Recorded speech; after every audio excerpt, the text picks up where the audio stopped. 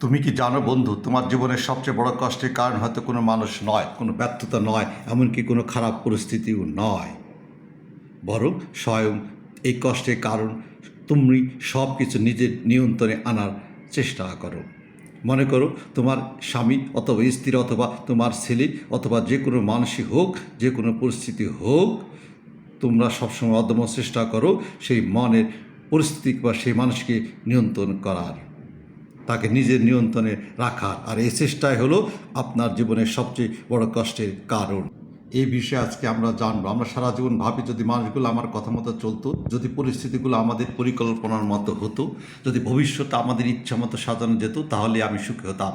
কিন্তু আশ্চর্যের বিষয় হলো, যত বেশি আমরা সব কিছু নিয়ন্ত্রণ করতে চাই, তত বেশি আমরা অস্থির এবং উদ্বিগ্ন এবং ক্লান্ত হয়ে পড়ি। আজ তুমি এমন এক সভ্যতার মধ্যে আসো যা বুঝতে পারলে হয়তো তোমার জীবনের প্রতি দৃষ্টিভঙ্গি পুরোপুরি বদলে যাবে।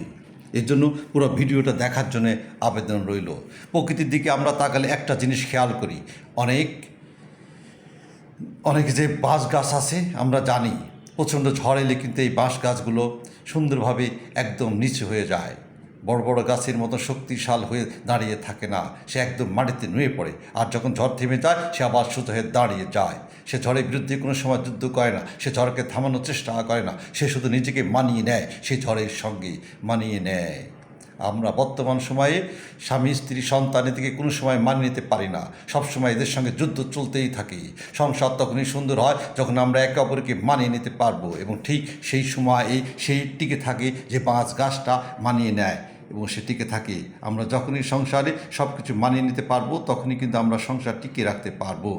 জীবনে যে মানুষ প্রতি পরিস্থিতির বিরুদ্ধে যুদ্ধ ঘোষণা করে সে খুব দ্রুত ক্লান্ত হয়ে যায়। যে মানুষ পরিস্থিতির সঙ্গে তাল মেনে চলে এবং ধৈর্য ছেলে ঘটে, সে সব কিছু সুন্দরভাবে মেনে নিতে পারে। এবার একটি ছোট্ট গল্প তোমাদের শোনানো যাক। একজন যুবক প্রতিদিন রাতে ঘুমাতে যাওয়ার আগে নিজের ভবিষ্যৎ নিয়ে দুশ্চিন্তা করত। চাকরি হবে তো, টাকা পয়সা হবে তো, মানুষ আমাকে সম্মান করবে তো। একদিন এক বৃদ্ধ জ্ঞান মানুষ তার কাছে এলো, বলল সে এই সমস্ত বিষয় জানতে পারলো এবং তাকে বলল, এই যুবকটা যে আমি প্রতিদিন রাতে এ সমস্ত টেনশন করি। তা বিদ্যুৎ তাকে হাতে দিয়ে বললেন, এই গ্লাসটা 5 মিনিট ধরে রাখো। সে 5 মিনিট ধরে বুদ্ধ জিজ্ঞাসা করলো যে তোমার কি কষ্ট হচ্ছে? যুবক বলল, না আমার কষ্ট হচ্ছে না। তো বলো, ঠিক আছে, এবার তুমি এই গ্লাসটি আধা ঘন্টা ধরে 1 ঘন্টা ধরে ধরে রাখো। তখন সেই যুবক বলে উঠল, এই যে 1 ঘন্টা ধরে রাখলে আমার তো অনেক কষ্ট হবে। বৃদ্ধ তখন হেসে বললেন, পানির ওজন তো একই আছে, পানির ওজন তো আর চেঞ্জ হয় না, এই গ্লাস 1 গ্লাস পানি আছে, তাহলে এখন তোমার কেন কষ্ট হবে? সহজ হিসাব যে তুমি যতক্ষণ এই জিনিসটা ধরে রাখবে, যত বেশি সময় ধরে তুমি ধরে রাখবে, তত বেশি তোমার কষ্ট হবে। তারপর তিনি বললেন, দুশ্চিন্তা ঠিক এরকমই সমস্যাকে দীর্ঘ সময় ধরে মাথায় রাখলে বয়ে বেড়ানোই আসল যন্ত্রণা।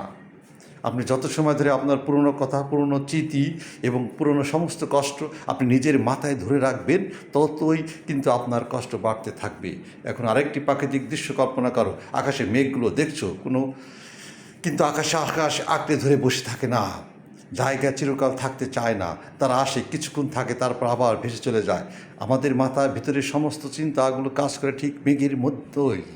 রাগ আসে, ভয় আসে, কষ্ট আসে, কিন্তু আমরা ভুল করে সেইগুলোকে স্থায়ী দিই অথবা নিজের মনে ঠাঁই করি। আমরা ভাবি এই অনুভূতিগুলোই মনে হয় আমরা ছাড়া চলতে পারবো না। তখন শুরু হয় ভিতরের অশান্তি।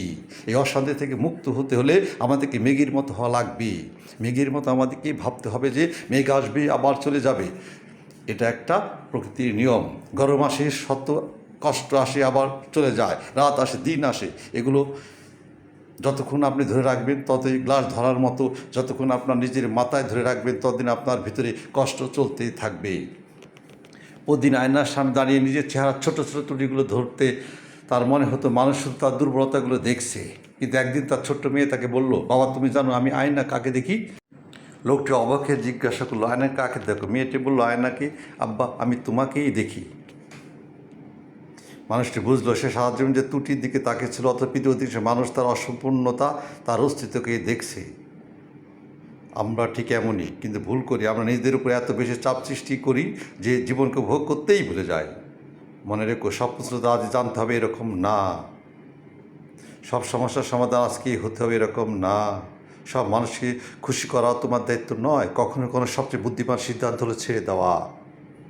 এই সমস্ত সমস্যাকে, এই সমস্ত পরিস্থিতিকে, সাংসারিকতার সামঞ্জস্য রক্ষাকে সব কিছু এক সময় তুমি ছেড়ে দিতে হবে। বিশ্বাস না হলে আজকেই তুমি পরীক্ষা করে দেখো। তুমি যদি তোমার জীবনে আজকেই কোনো সমস্যা থাকে, তাহলে আজকেই সেই সমস্যাটাকে এবার শুধু পুরোপুরি মন থেকে ছেড়ে দিয়ে দেখো।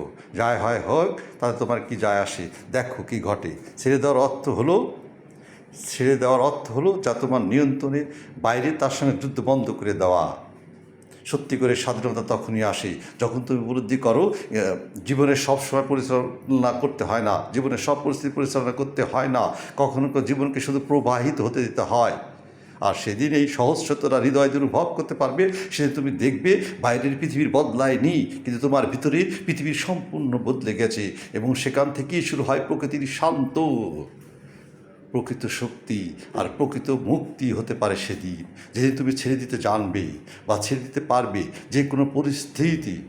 তো বন্ধুরা, ভিডিওর বিষয়টি হলো এই যে জীবনের সমস্ত পরিস্থিতি আসবে, খারাপ দুঃখ কষ্টের সমস্ত পরিস্থিতি আসবে, এই পরিস্থিতিগুলো আবার ছেড়েও দিতে হবে। আপনি যতক্ষণ ধরে রাখবেন ততক্ষণ আপনার কষ্ট বাড়তে থাকবে। বন্ধুরা, ভিডিওকে আজকে পর্যন্ত টানছি। শেষ পর্যন্ত ভিডিও দেখার জন্য আপনাকে অশেষ ধন্যবাদ।